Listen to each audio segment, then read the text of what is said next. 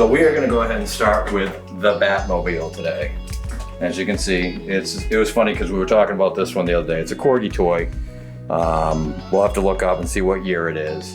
But as you can see, the Batman is still here, but it looks like Robin has been ejected out of the ejector seat. So it's got the flames still coming out of the back. So let's go ahead and take some pictures.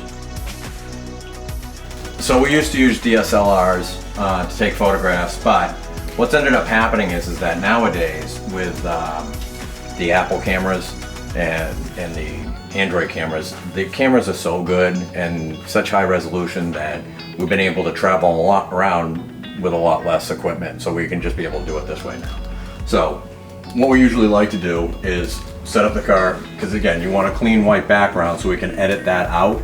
We want a good light source coming down on it. And then we usually will shoot in portrait mode the first picture. And we'll switch to photo. For here, to get really up close, we do a triple, we want to use the magnifier.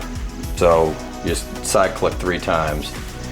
And then we can really get in and get a high resolution shot and details of any of the writing on this. And especially with my eyes, it's very helpful to have that. Then we'll want to get up close with the Batman. So after we're done with the photos, hopefully Steph's computer's clean. So here we go. We go. Take all those, airdrop. We're gonna look from my computer. Where's airdrop? Right here. Dave Wilson, that's me. And so now, it's just gonna come right over and go right into our computer. So next, all our photos have to be the same size.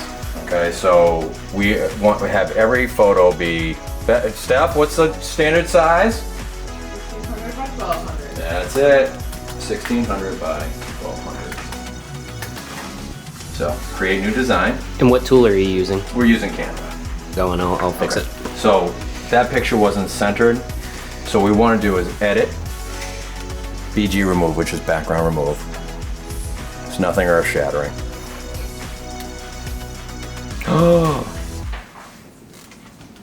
that's earth shattering. And through the magic of the internet, now we have a great shot of the Batman with the full white background and centered. Okay, so what we're gonna do is look for clues here. So we have Corgi toys, we have the Batman, and we have made in Great Britain.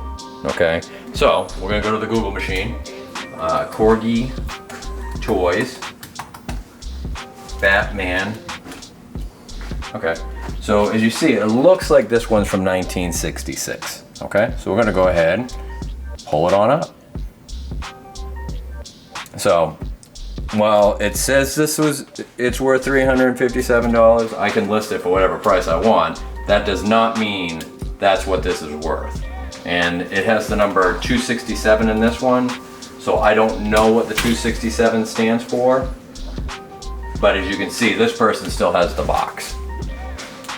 Box makes it much more valuable, and Robin wasn't ejected out of the ejector seat. So, okay.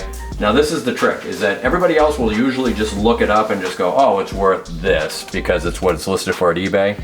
But I could sit there and put your hat on eBay right now and list it for $1 million. It doesn't mean that's what it's worth.